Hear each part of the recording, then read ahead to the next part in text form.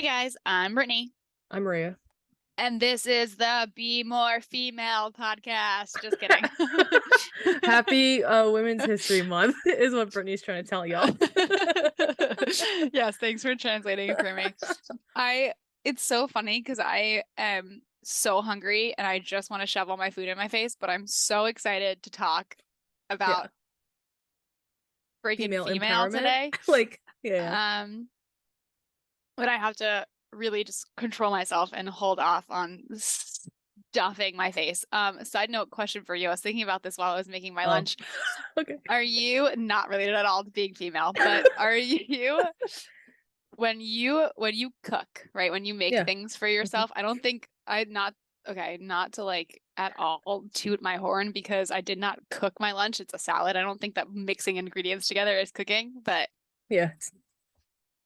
when you make food for yourself, do you so I've learned that I'm a very specific type of person who cooks, and to the point where I will never be allowed to like be a chef in a restaurant hmm because I eat while I'm cooking. Oh, you like okay. Is that your question if I eat while I cook? Do you are and I think that I don't know if he would agree with me when I say this, but my husband definitely like won't really eat anything. Like he won't eat the ingredients. Like he needs to like cook and then he wants to eat it. I lean more towards Dan in this Okay. subject, but Okay. I think well, it depends because like if I'm cooking Filipino food, that's a whole different like versus like I don't know American food where I'm like I know what it's gonna taste like, but Filipino food is like a lot of I don't have like 2 teaspoons of this and like like X amount of this or that. Like Filipino food is kind of just like by sight Right. You're because my eyeballing mom it. yeah because my mom is like here's all the ingredients have fun. I'm like fuck okay. So like in that instances when I'm cooking Filipino food then I'm like eating while I go. And now I understand why my mom's like I don't want to eat like after she's done cooking because she does the same thing where she'll like taste and make sure it all is good and then after that she's like oh well, I'm fucking full so I guess I'll eat later. Uh, yeah, I get okay, so I Yeah. get that, and I am definitely and maybe that's where it comes from. I'm not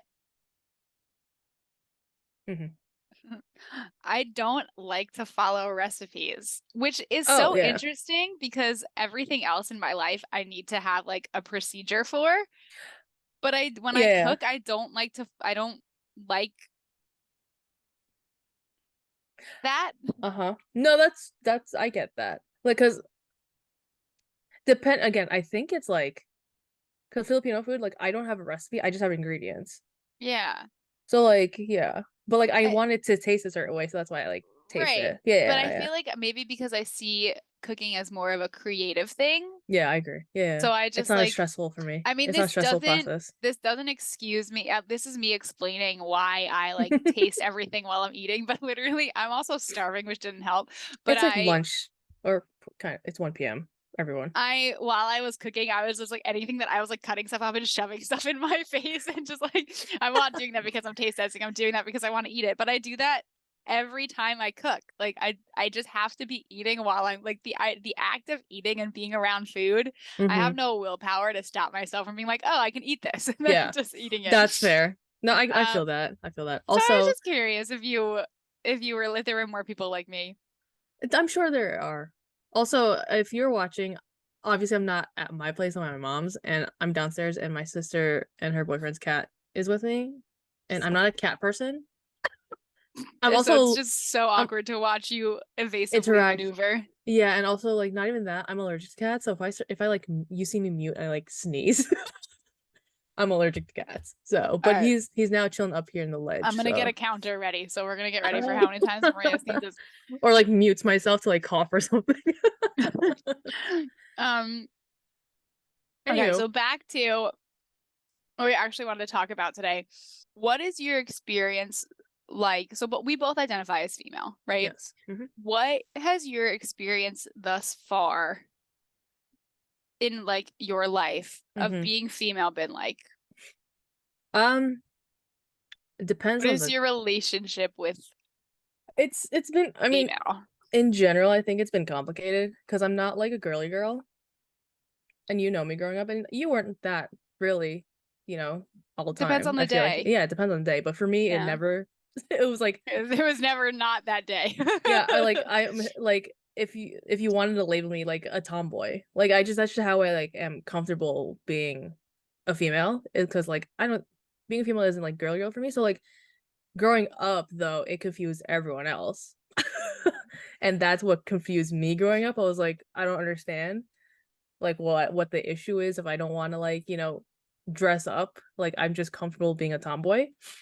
Yeah. That doesn't mean I'm not female. So it's always been like a struggle, but like now I've accepted like it's more accepting now to be that way, which is So great. So that's that's your social aspect that's of the being social female, aspect, yeah. right?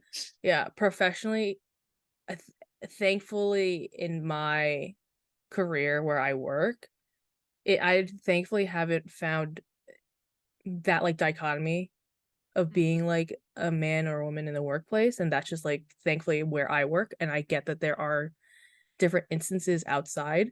So it's just like a privilege that I have during work. So professionally, I feel like just like a person. Even when I talk to clients, I just feel like I'm just like a person and not like, oh, that's a woman advising me about accounting stuff. So professionally, I've been, it's been just like human, just like Yay. there. And then socially, and then professionally, and then I don't know, just internally, I'm just like, yeah, I'm a girl. That's all I got. Like it is what it Yeah. is. But I do know the struggle because then coupled with that is like my race and Mm. being a female and a person of color, like Asian, is like a whole different thing because then it's like the stereotypes of being an Asian woman is annoying because then it's like, oh, she's quiet, submissive, blah blah, all this stuff. But I'm just like, why are we gonna be like that? So Oh, it's why are you so gonna be like that? so it's been obviously being a woman isn't like there are less privileges of being a woman just Yeah, for overall, sure. and then especially being a woman of color. Being female sucks, Oh, 100%, yeah. but it's also the greatest thing in the world. I think I would in any life take being a female than a male. Yeah, and I think that at this specific point in time in the development of human civilization, and if you're not sure where we are in that, go back to a couple episodes where we talked about that. I think that at this particular time, we are in the best time to be female Hmm. under all of the umbrellas of female health, like the best time that humans have experienced so far in female health and female mentality and being Hmm. female in a social structure, even in a professional structure. It's like it's the best that it has been thus far. Yeah. Not saying it's like the best, but like it's, No, but it yeah, still relative sucks to. because there's still so many struggles. Yeah, I agree. And there are still so many structures that influence that amount that we struggle that are not Hmm. centered on being female. Hmm. And I can say this because like today and this weekend I've been very focused on tapping into like being female in however I feel female is for me. And you're Hmm. 100% right. I have days where being female is being super bright colors and things that accentuate like the shape of my body. And Hmm. um I have those days, and then I have days where being, and I think honestly the days that I feel the best about being female are days that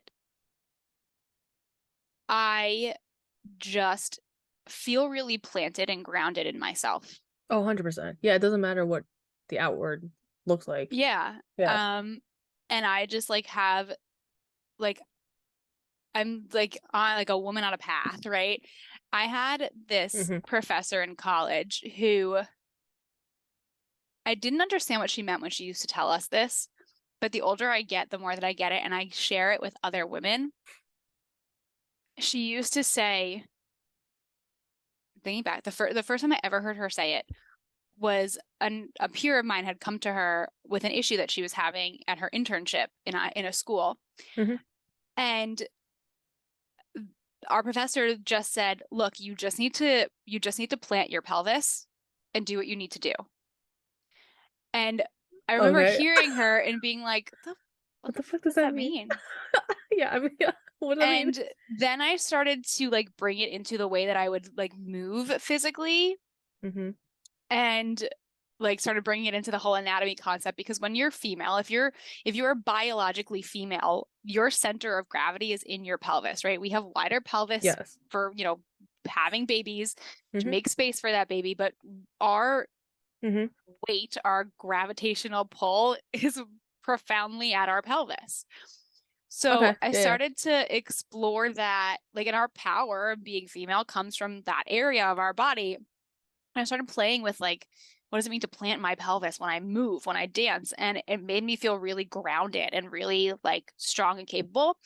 And I remember one of the first times that I had like a young girl come to me and say, like, I don't know how to handle this situation. And I remember saying, like, you just need to plant your pelvis. Like, you need to be there. You need to be like strong in the fact that you are there, and you need to acknowledge yourself and make other people around you acknowledge that you're there. Like, that's what that means, to plant your pelvis. Like, Got be it. strong and rooted in that. Or at least for Mm-hmm. me, that's what it meant. Yeah, yeah, yeah, And yeah. and That's interesting. when you're female, right, if you carry that weight there, if you plant your pelvis, it's like a freaking anchor, right? Like, you're Yeah. anchored, you need to anchor down and you need to let other people see that you're there, and like you need to hold your ground. Mm-hmm. And that, I feel like, that is female to me. Like, it's not about, that is female empowerment to me too. It's not about what your anchor looks like or what your anchor is shaped like. It's not about any of those, outside influences or existential things or superficial things. It's about the fact that, like, that you're fucking weighted, like you're there Mm-hmm. and making yourself known for being there. And we live in a time now where that's possible. And I now as a person, can do that in a way that I never was able to do as a younger female. And I can do it without giving a fuck. Yeah. Which I think sometimes makes me dangerous in the ways that women need to be dangerous these days, but also sometimes, like, dangerous in the fact that I stop, Giving a fuck? right? And I stop kind of paying attention to the fact that, like, when I plant my pelvis, like, the ripple effect of me dropping myself, what that, Mm-hmm. what I Mm-hmm. mean? Yeah. I mean, it's just because it's the whole women are more empowered nowadays, so men are still trying to figure what that means for themselves, and they get kind of Yeah. But I mean, territory, like, other whatever. women are still trying to figure out what that And that means, too. right? Yeah, And no, yeah. how do all women in a space have the ability to plant their pelvis separately and also together, Together. you know? And that was the biggest thing that I didn't know how to do growing up. I didn't know what being female meant for myself. Uh-huh. I didn't know what it looked like for me. I didn't know. Yeah, and Mm-hmm. there are some days where being female for me, I could wear this. Like, I feel very female today, and I'm wearing a sweatshirt and sweatpants and like a Yeah. hoodie, and like it's just being really tapped into that sense of self And like that, I mean, that's also like it's hard to be like, why do you identify as female? It's the same thing like if you ask any non-straight person, it's like, why do you identify as XYZ? And it's just like that's just who I am, you know? yes, and I feel like the world has. mm, So I had this really interesting experience yesterday Okay. where, like, super in my female power, like, Mm-hmm. felt really good in what I was wearing, felt really good on the inside. And Dan and I went to the movies yesterday, and I was walking to the bathroom, and there were a lot of like these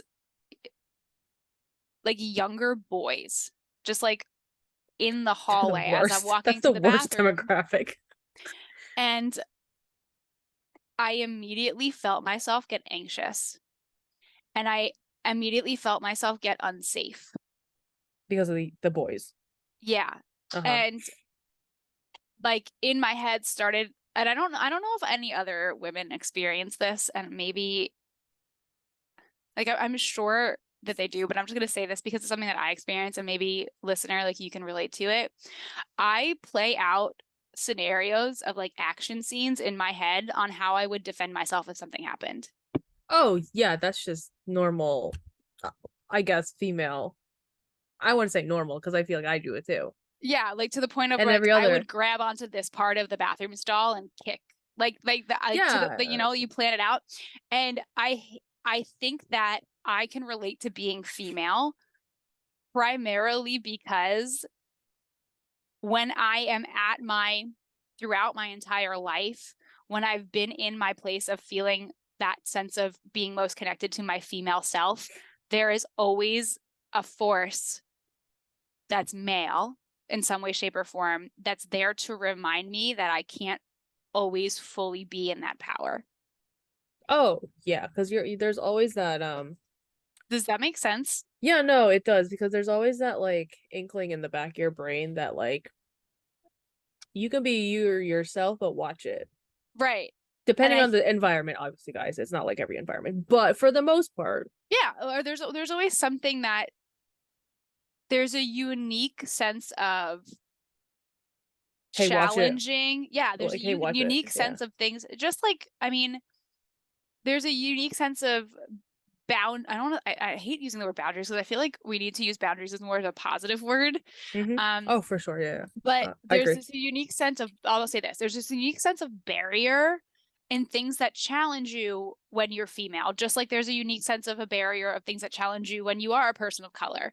And when you experience those things, it's almost kind of like you don't choose to be female, you just are female. But when you spend enough of your life going through the patterns of facing the same challenges and barriers, you are seen as female. I'm trying to process that. Yeah. Right? Like I didn't I didn't walk down that hallway thinking like, yeah, I'm female, right?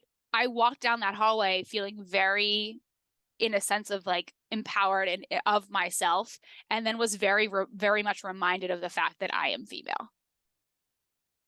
And there are a lot of Right? instances like, yeah, I get you because, and it's hard to describe too if you've never felt it.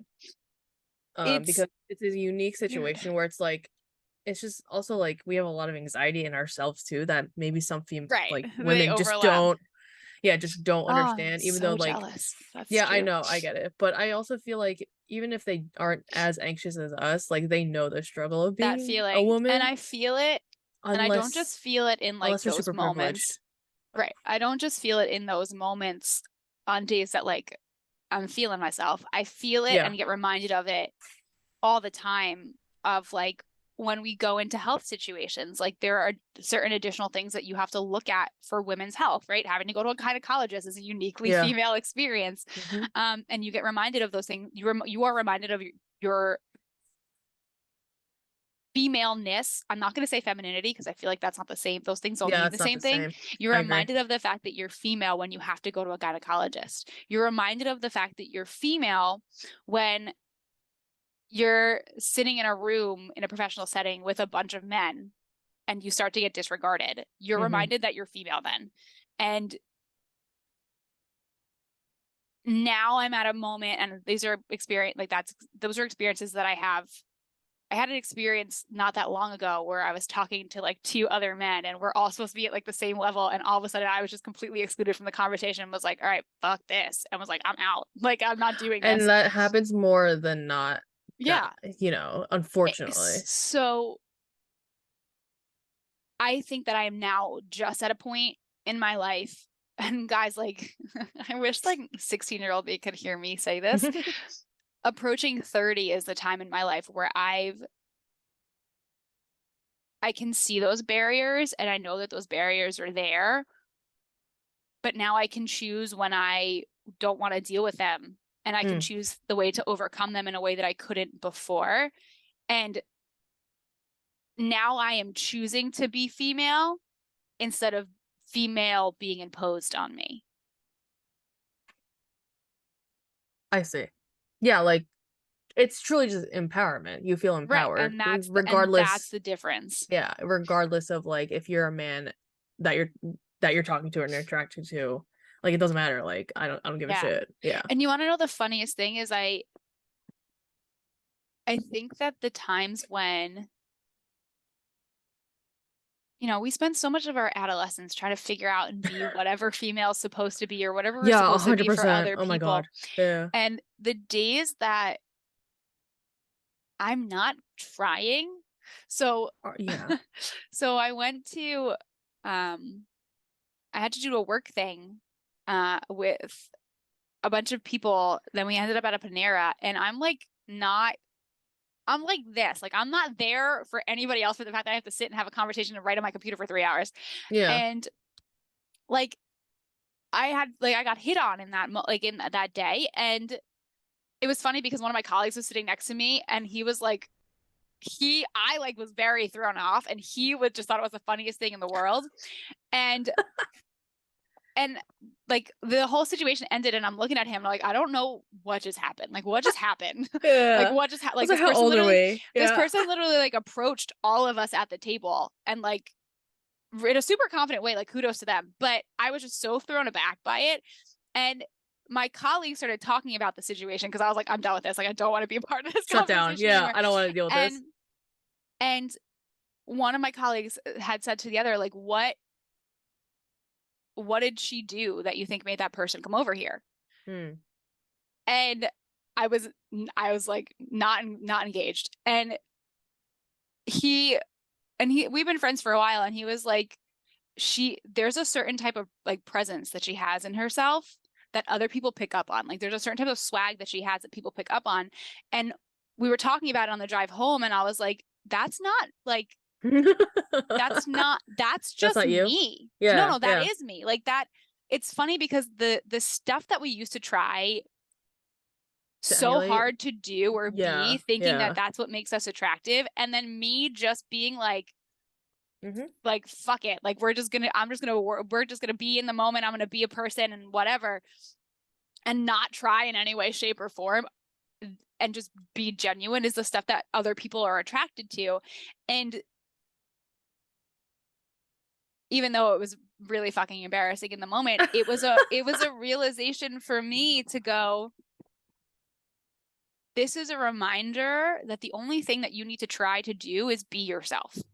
100%. You can't whatever fad or trend or stereotype, like I don't think you have to feed into it because that's all fake bullshit until you find yourself. But the struggle is finding And it yourself. doesn't matter, and this is a true across any human being, but for Mm-hmm. females the most because we have the most things try to influence what and who we are all the time. 100%, yeah. Um, you can you can look however you want to look and try to be whoever you want to try to be. Mm-hmm. But like, I don't care how pretty the icing is on the cake. If the icing, like the cake is fucking made out of garbage, like no one's gonna You're want to eat gonna it. taste garbage. Yeah, yeah. And that's, I think, what has made this time of being female so beautiful because that female empowerment for the sake of just fucking being yourself and developing that and understanding who you are and what you want and what you need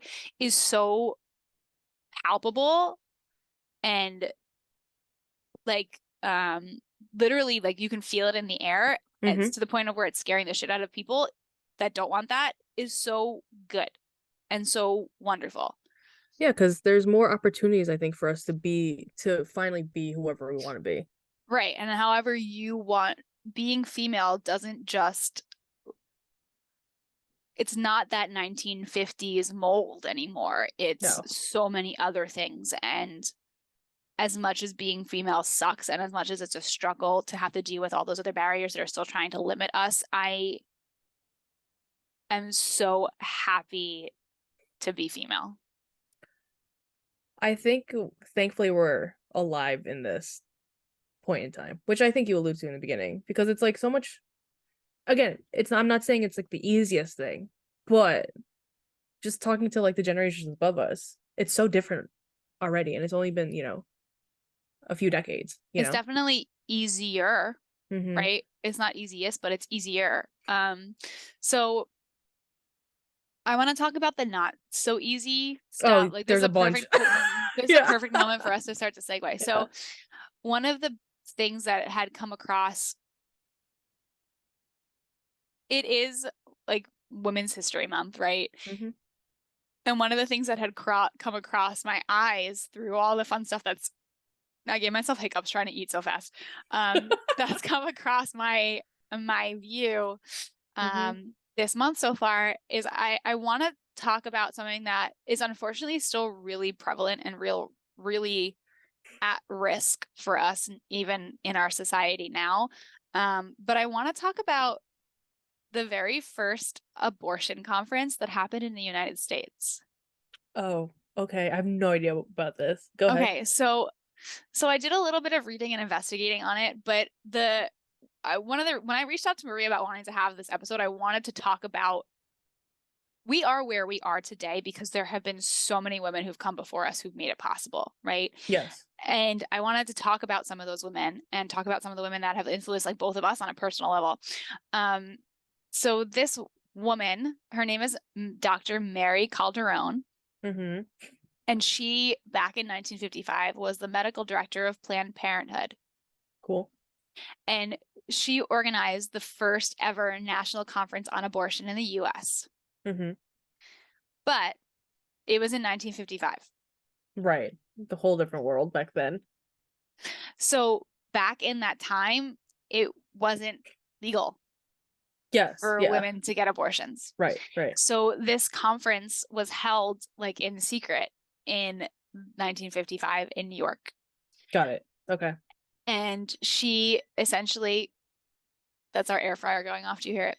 I heard a beep. If you just left it, I would be like, oh, okay, there was a beep somewhere. So she invited all of these people that were so back in the time, back Mm-hmm. during that time, you couldn't be a doctor who did abortions, right? Like you weren't allowed to do that. Would you get your So medical license revoked, I would assume, if they found out? yeah. Yeah. And one of the people that she had come and be like a keynote speaker at this conference was a doctor who that had happened to. And Oh.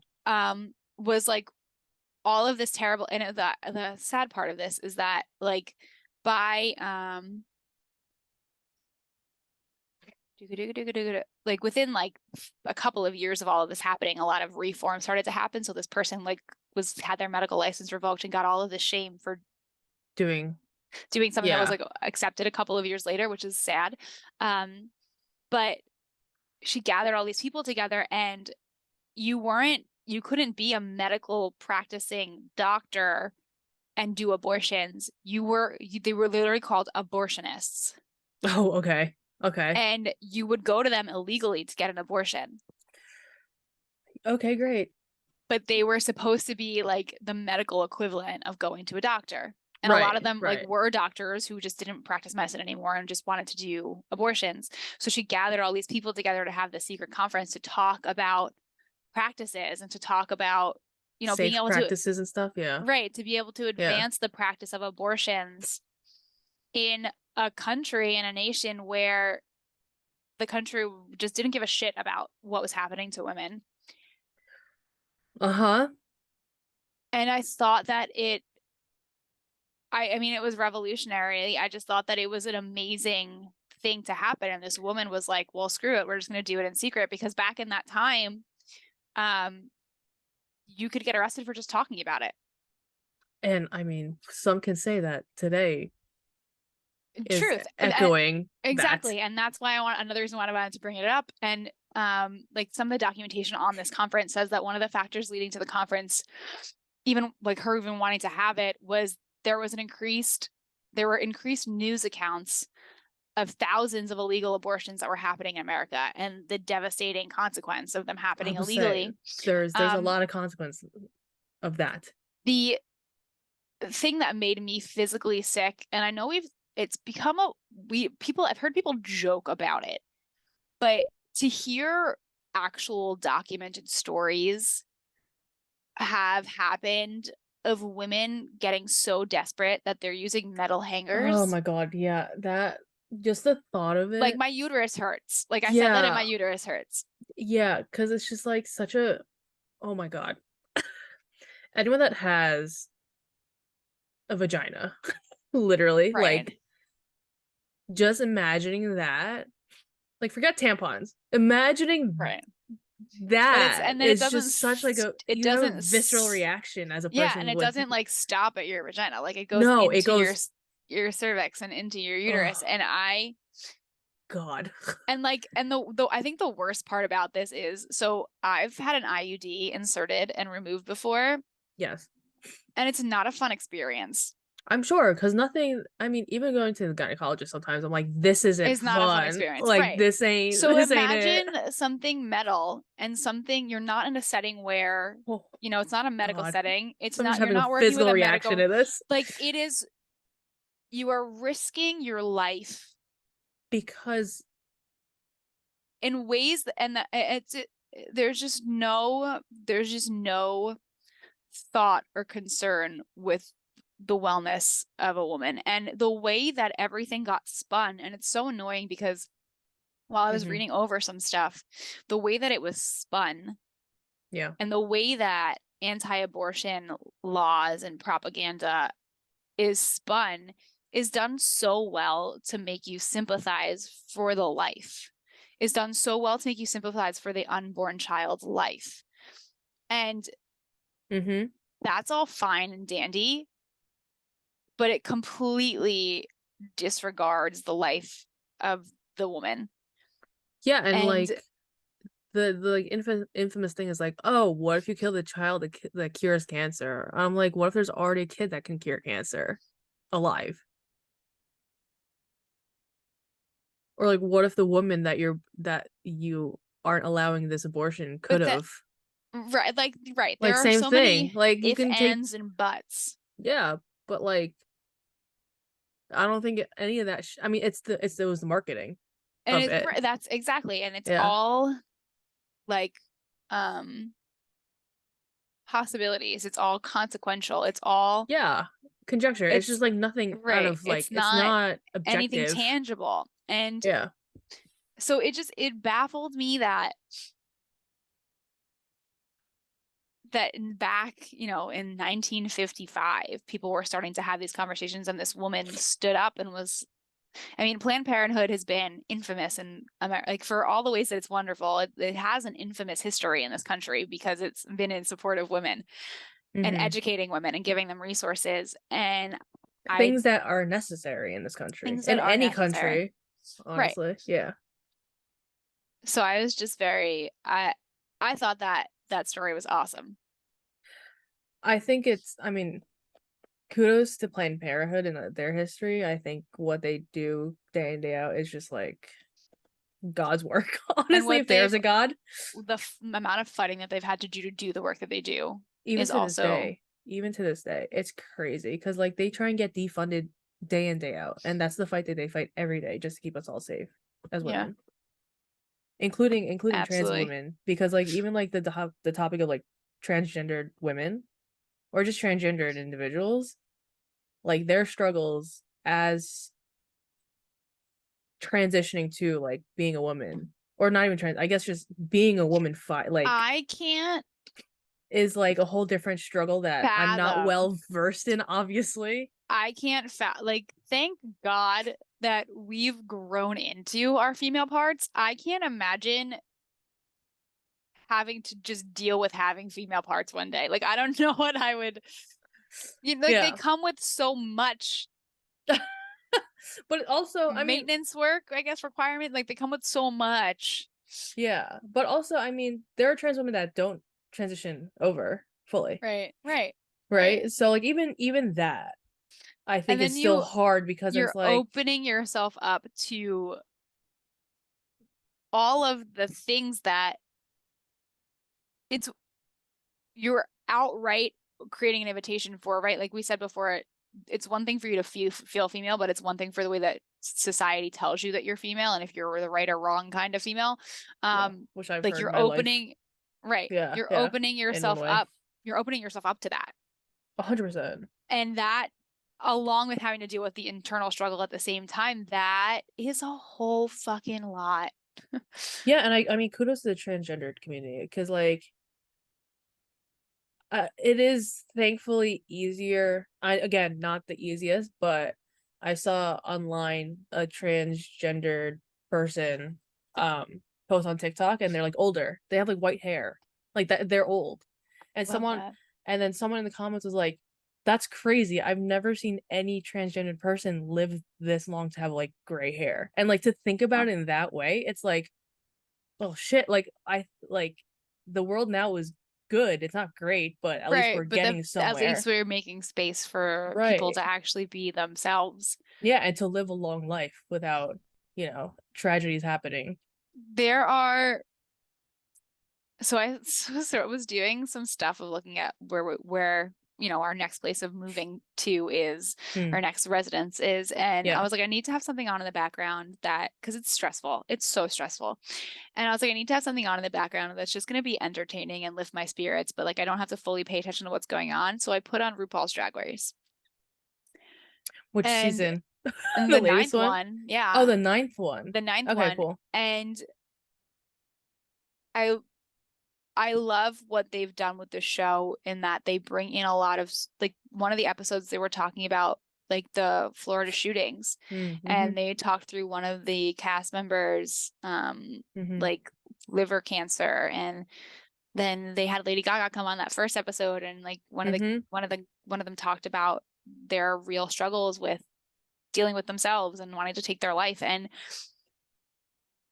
which is not all like positive stuff. Yeah, Right. That's yeah. not the reason why I was watching it, because everything else that they do, like the creativity, is just, oh my gosh, it's just Yeah, I'm ridiculous. obsessed. Um, but we're at a place now where that can, they're talking about these things that are real, right? From the point of where we're not just looking at them as really pretty women, right? Where we're Mm-hmm. talking about them as humans now, and the things that happen behind being a pretty woman. And I have so much goddamn respect for anyone who is not born female, who takes on wanting to deal with any type of social influence of being female, whether you're trans, whether you're like, Non-binary. right, you're non-binary, like, or and like drag is literally taking on all of the worst parts of being female and allowing people to judge you for it. It's right, like you're taking on, and I think it's about what we talked about before of like that feeling female and feeling proud of being yourself. But you're opening yourself up to scrutiny that like women experience, and it's a beautifully complicated thing.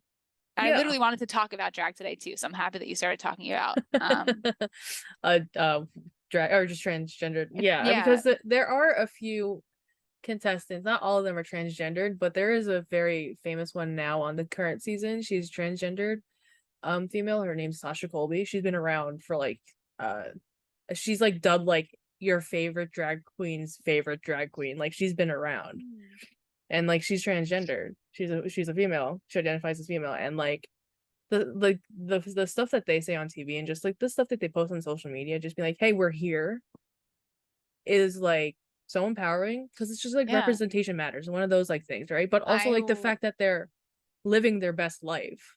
Granted, not the best, not their lives aren't like, they're still full of like, commentary from, Always, everyone's is now. society, but at least I like was they're there, they're around and they're living. Because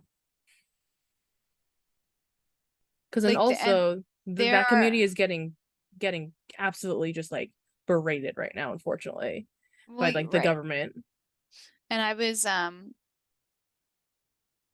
watching a docu-series about the mind on Netflix, Hmm. and one of the ones that was explaining the adolescent brain, they had like a 14-year-old drag queen, Mm. and he was speaking a lot about like what it meant for him to be able to do that, and what it meant to be dressed and to be able to walk in pride, and Hmm. the amount of responsibility that he's aware that he's taken on by Hmm. doing this. And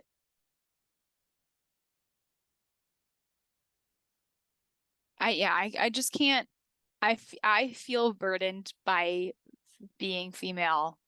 I can't imagine stepping into the role of being female. and like and that not being like you're not already female. Like I can't imagine like and I have so much respect for that. It is a privilege for me to identify with the biological Yeah. right parts of my body that I was born with. And I have a hell of a lot of respect for all of the people who are just trying to be themselves regardless of what body parts that came attached to them. Yeah, no, I agree. And It's a hard world out there to begin it with. is. And this is where so I I've been reflecting a lot on how freaking happy I am that we have so many powerhouse female icons in the world right now. Mm-hmm. Like who, aside from all the ones, so I was gonna go down like a little path of like the history of all these women, but the truth of the matter is that you can do that research on your own. Like listener, like you can find out who those people are on your own, and figure out who inspires you in your history. But it's really interesting to look back and look through like our childhoods and be like, who are the women that stood out to us? So like, are there any what females inspired or stood out to you growing up? Oh Putting you on the spot God. a little. Yeah. I mean, hmm. And it's funny because like all I can think of right now, I'm a big basketball fan. Mm. Like those WNBA players that like I like used to love or like used to play professionally, and now they're all retired. But like, because sports has always been my thing. It's always been like something that I identify with is like, oh, like I love sports, and like that's how I used to just bond with like my dad, and like we Right. used to do all that stuff, and then women's basketball, like it started in the 90s. Like Yeah. I was alive before they even started a professionals league. Like and like the fact that like those people could go play professionally and like make money off of this and like talk about basketball and like be female and like not have it be a like a blip in their being, I thought was pretty cool. Yeah, that's awesome. Yeah. I honestly can't even think of anyone else, but I'm sure like there are a bunch that I just cannot remember. One of the biggest things that I've really started to acknowledge is that we growing up in the 90s, Mhm. we had so many options of women that we could look up to, like women that were in the public figure, like in the public spotlight, that were public figures that we got to choose, right? Who Mhm. we were going to look up to, which is different than Than so many before. generations before us. Because especially because a lot of the women that we celebrate now from history were never people that were ever publicly celebrated during their lifetime. Like Jane Austen is a perfect example of that. Like a Um, lot of girls still love her, but now though there's like Beyonce. right, There's like right. Like, you know what I mean? Like we grew, I'm and I not was writing yeah. them down. Um, so as terrible as pop culture is for our society, having women like Madonna and Oprah, like growing up with those women be a part of the fabric of our society already, led us to getting like the Pinks and the Miley Cyruses and the Taylor Swifts and the Beyoncés and the Selena Gomez's and Mhm. that we have now. And specifically, what's I think super pivotal about it too is that the ones that are closer to our age, like Miley Cyrus, like Selena Gomez, Mhm. like Taylor Swift, have grown up and been very vocal about their struggle Yeah, of being female in our society and just be like I've been which on like a Miley sometimes Cyrus kick mm, lately and like a Pink kick lately because they are two people that stand out to me that are like fuck you, yeah, I'm female and I'm gonna do this and I'm gonna do that and I'm gonna do this. Um, having that is magic. oh yeah. And like they got so much shit. Yeah, And even not even from like men, but from women. right. Like I remember I used to like be in that bandwagon of like, oh, like I don't listen to Taylor Swift. Why would I listen to her like talk about her exes? But also it's just like that's the women on women hate that the patriarchy wants us to Right. And we perpetuate. don't even realize And that we don't even realize that we're doing that's how it. I used to feel about Miley Cyrus. Right? Like yeah, And there was always that point in those women's careers that happened because we were pit against each other and yeah. we didn't even know. Hmm. And Hmm. like that's the sad part. Because Do you remember the movie? Oh my God, Josie and the Pussycats. Do you remember that movie? Yes, but I didn't see it. But I know what you're talking about. I was Yeah, obsessed with that movie when we were yeah, younger. yeah. And this is gonna be a spoiler alert, but in that movie, If you haven't seen it from if you haven't seen it, what was it from like the early 90s? If you haven't seen yeah. Josie and the Pussycats, you guys, I'm sorry. You're lost. the the entire premise of the movie was about them becoming pop stars and everything just falling to shit because they were getting pinned against one another and not realizing that while their music was coming out, there was like a subliminal message playing under their music that was That's telling crazy. people like all of these things to do. Yeah. And then like when Josie figures out what's going on, she has to figure out how to break herself and her friends out of that situation and what to do with it. Mm-hmm. And it was such a far out concept then, but we live in that world We for live in that. sure. And you don't, you really truly, even to this day, I have moments like you don't realize that you've been programmed to see other women as a threat or to need to see a comparison between you and other women. And it's almost become worse now in the Especially fact with that we social have, media. Yeah. right. And I mean, it's a perfect example of seeing the fact that it's a problem. Having more female women in the spotlight means that now we just start comparing all these women to each other, and that's heightened that. And that's the thing we need to target next. Yeah. And it's really hard to target when you have so many other factors. But we're in an age right now where people are just starting to want to make more space for women, and we're starting to accept the fact that there is enough space for all women, but we're still being like, okay, well now you're in the space and look at the other women that are in the space with you and we're going to compare them. And That's where that's the we next thing we have to yeah. address. That's And that's that's why literally being female is hard. yeah, no, that's literally where shit doesn't progress because then it's like now we're fighting against each other, but for what? Right. Why are we not Right. like just winning all together? Also, while you were talking about Josie and the Pussycats, I just remembered the Spice Girls was also a big role model for me growing up. Same. I love them, Same. the Spice Girls. And that's why you Yeah, love them, right? Like if yeah. you think about there was something that's why everybody loved like Destiny's Child. Mm-hmm. There's something beautiful and something harmonious that we want, especially if you're a female, that you want in seeing women working together. Yeah. But there are so many factors at play that want to keep, you know, an arm's length between how close women can get together.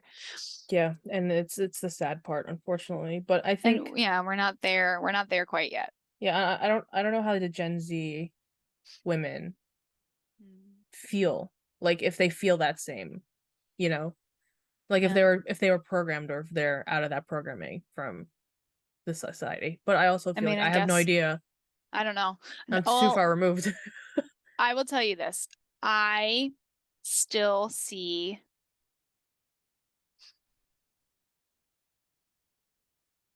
here's what I see. I see a lot of mothers who were raised in the time when there was a lot of women Hmm. who were starting to come into the light. But the women who were accepted looked or behaved a certain way. Oh yeah. Yeah, And yeah. I see a lot of that getting pushed on young girls right now Mm, because their mothers are dealing or have dealt with it. right, and that's how they view the world. So they're gonna tell the kids like this is how it is to be a And there's a woman. lot of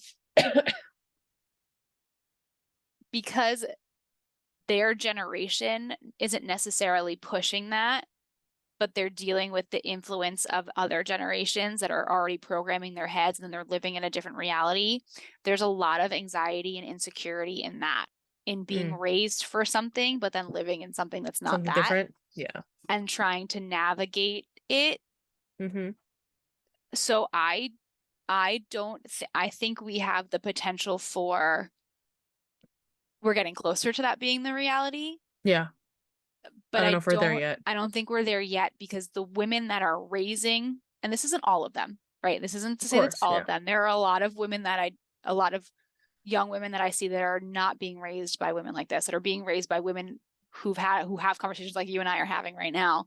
Mhm. But there are still too many strong forces of women who were programmed to have insecurity, that are programming that insecurity into their next generation. And I don't think we'll ever be at a point where we don't have it anymore, because our system has to change in order for that to not be a thing. Right.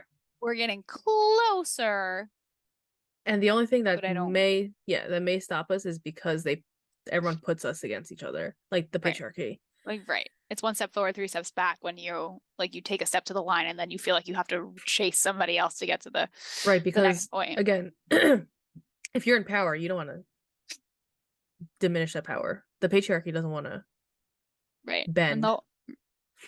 That's the thing. And it's like, okay, if they don't want to bend, then we all have to kumbaya, you know? right. Come Right. together. And that's hard And enough, and depending the on the privileges. manipulation, I've been in a lot of situations where when all the women toe the same line, whatever the Yeah. powers that be are, will find a really good way to manipulate you into either feeling like you can go further and other people can't, or other people can go further and you can't. So, and then you start to go through the whole fluctuating emotional bullshit of it.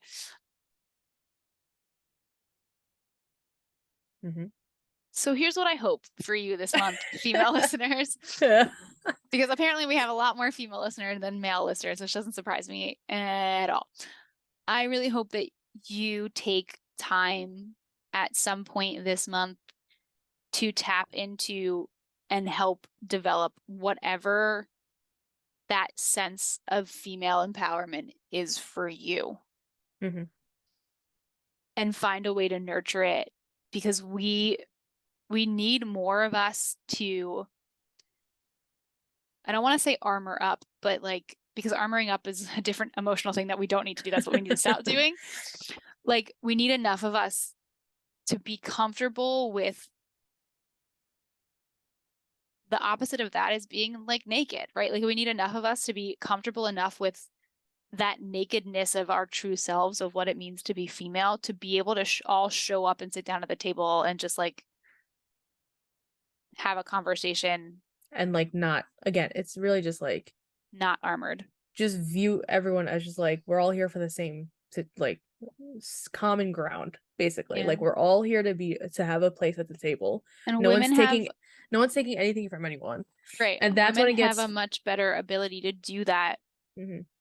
Because of the emotional makeup of our brains, we are better suited to be capable of doing that.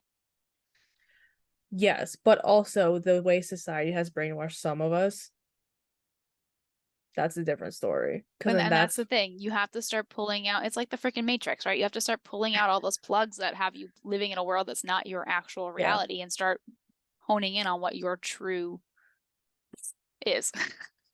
And the director of the Matrix, or the directors, I think, are trans women. I didn't fucking know that. Yeah, it's an allegory for trans rights. We'll look that up. Happy Women's History Month. I have to rewatch it. Yeah. Happy Women's History Month, friends. I'm gonna end on that tidbit. Touche. So, is that it? You're done? She's waving. Bye, guys.